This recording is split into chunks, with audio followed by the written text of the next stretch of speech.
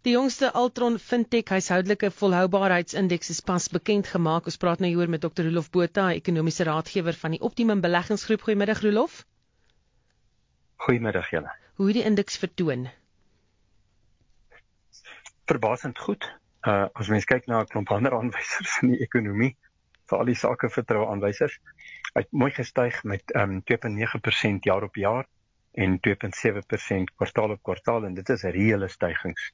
Maar hy is bietjie kunsmatig aangehelp met hierdie vervlakste twee-potstelsel van onttrekkings van besparings. So kan mense sien dat dit 'n invloed gehad het op huishoudings? Ongetwyfeld. Dit is een van die aanwysers in die Altron Fintech Index.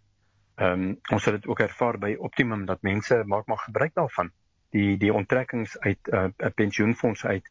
Hy het hierso in die Altron Index het hy met 36% jaar op jaar gestyg. En dit is kommerwekkend, want dit is goed vir huishoudings se finansiële situasie in die kort termyn, want hulle het meer geld om te koop wat hulle ook al wil. Kleniersware, nuwe tweedehandse kar of wat ook al en so aan. Maar in die langer termyn gaan daai mense of moet harder werk of nie so vroeg aftree nie, of 'n werk in die aand kry en so aan om dit weer in plek te sit. Want dit wys vir 'n mens dat huishoudings kry nog baie swaar onder die ongelooflike hoë rentekoerse. Ek wil nou vir jou vra, kan ons sien of inflasie in die laaste kwartaal van 2024 die verbruiker beïnvloed het?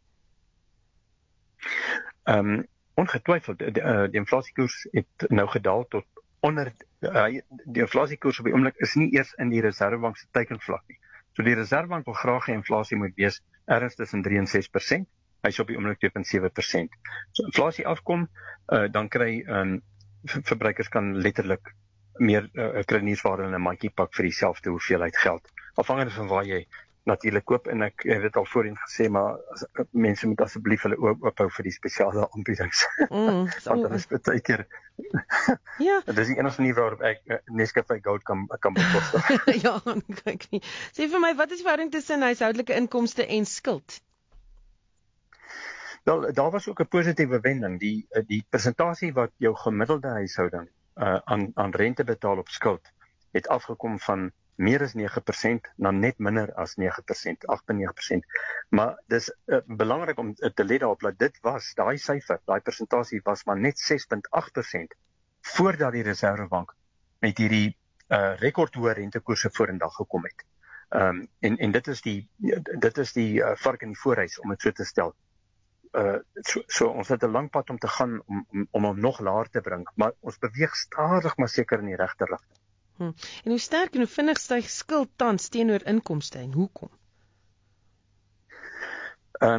Wel, die skuld teenoor inkomste, daai verhouding het beweeg ook stadig maar seker in die regte rigting. Maar mens sien byvoorbeeld nog in die Better Bond Indeks van huislening aansoeke, dat dit is nie naaste by op die vlak waar dit was 3 jaar gelede, voordat hierdie rentekoerse so begin opstyg nie, begin klim het nie. En ons sien ook byvoorbeeld in die waarde van goedgekeurde bouplanne. Dit sak die hele tyd. Daar gaan een van die dae gaan daar nie meer huisvesting beskikbaar wees nie, veral nie in die Weskaap. Dit is 'n groot probleem wat net op een manier aangespreek kan word, en dit is met lae rentekoerse. En mense kan baie vinnig, sal mense die positiewe resultate daarvan sien. Ek weet nie hoekom wag die Reserwebank so lank nie. Baie dankie, dit was Dr. Roelof Botha, die ekonomiese raadgewer van die Optimum Beleggingsgroep.